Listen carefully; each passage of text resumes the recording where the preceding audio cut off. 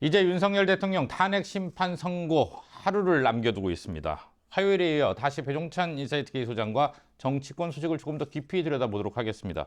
소장님, 이제 예. 결정의 시간이 정말 얼마 남지 않았습니다. 4월 4일 오전 11시. 정치적 의미는 뭐라고 보십니까?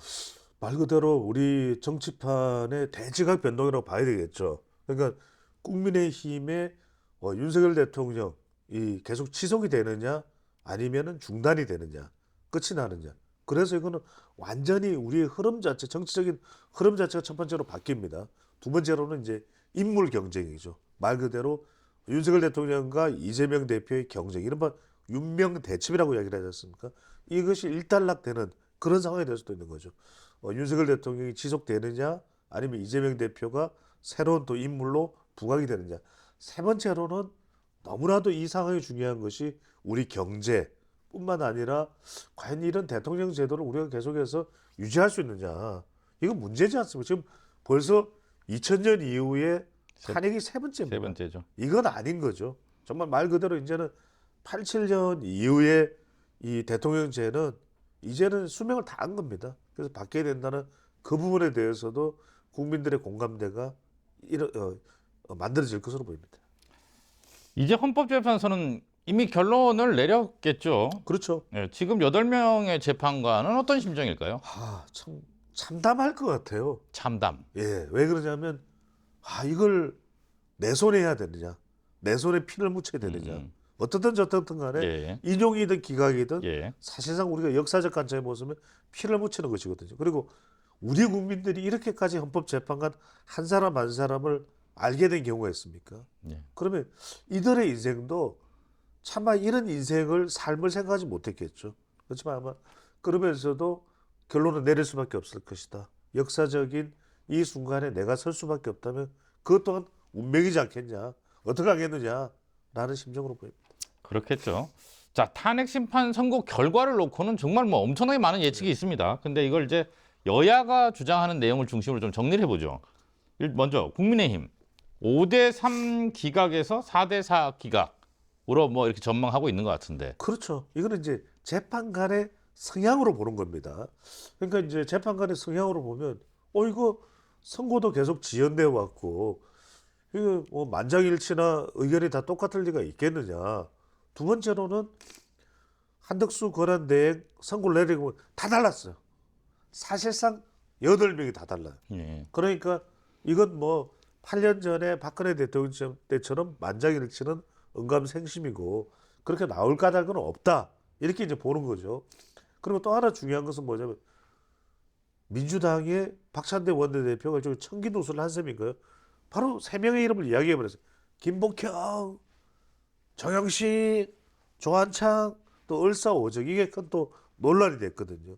그러면은 이 3명을 이야기한 건 다른 이유가 아닐 것이다. 아무런 근거 없이. 안 그러면 명예훼손 돼버리잖아요. 그러면 이건 5대3이다.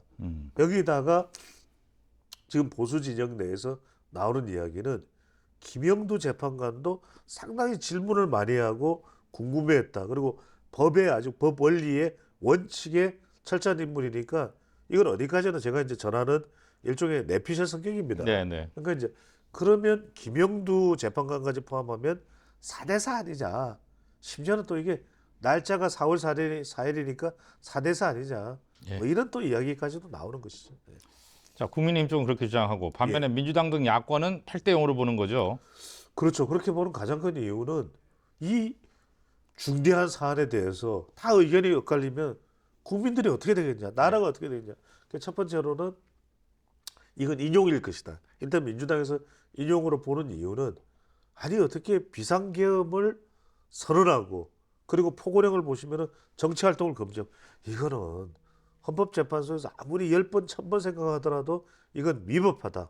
그리고 이제 중대선 관련된 부분이 있습니다.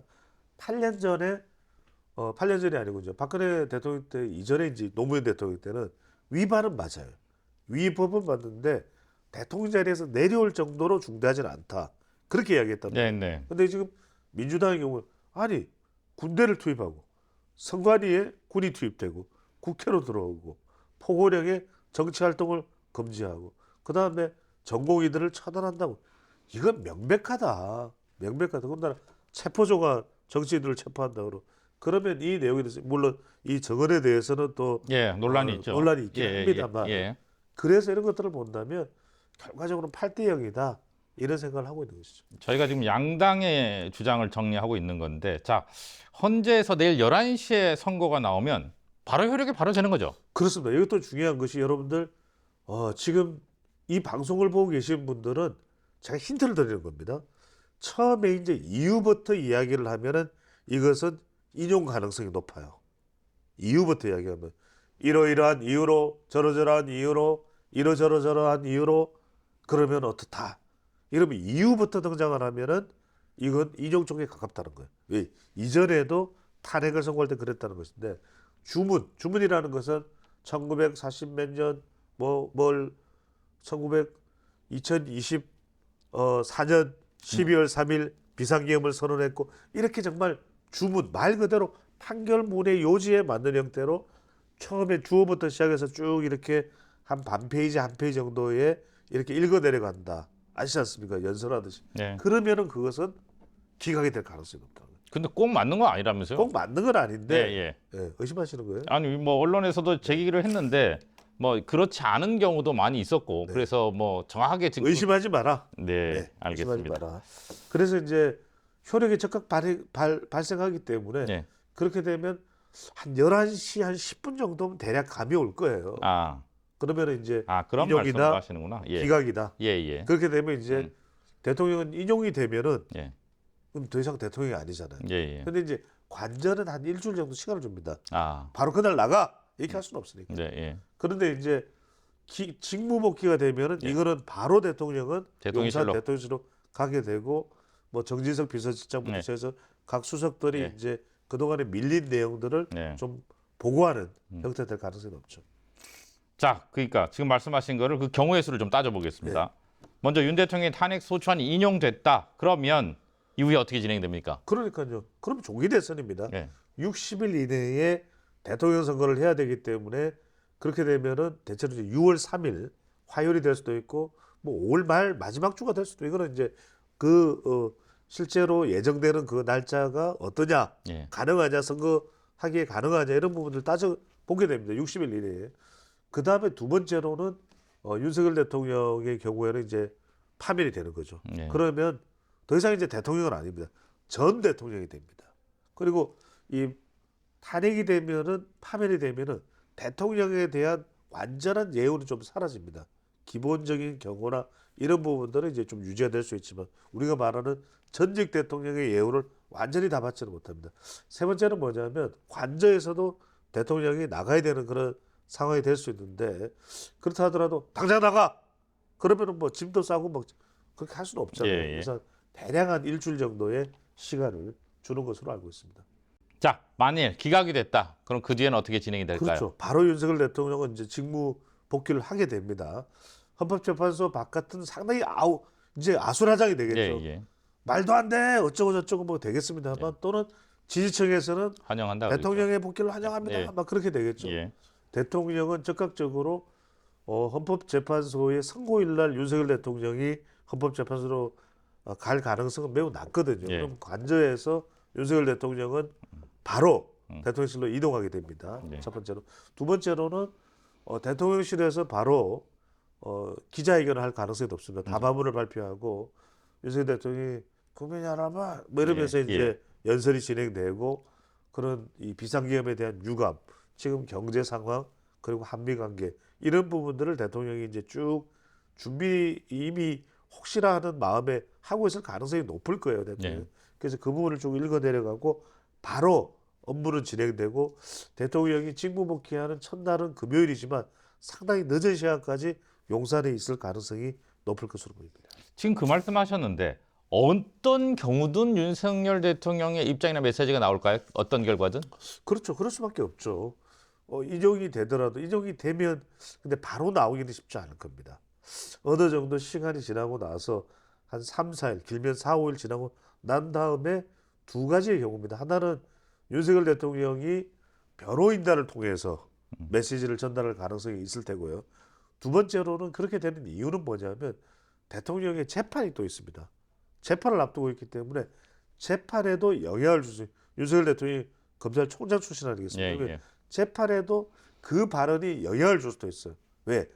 다 인정한다 돼버리면은 이 내란 협의 재판에서도 그럼 다 인정해? 내란 맞아? 이렇게 돼버릴 수도 있단 말이에요.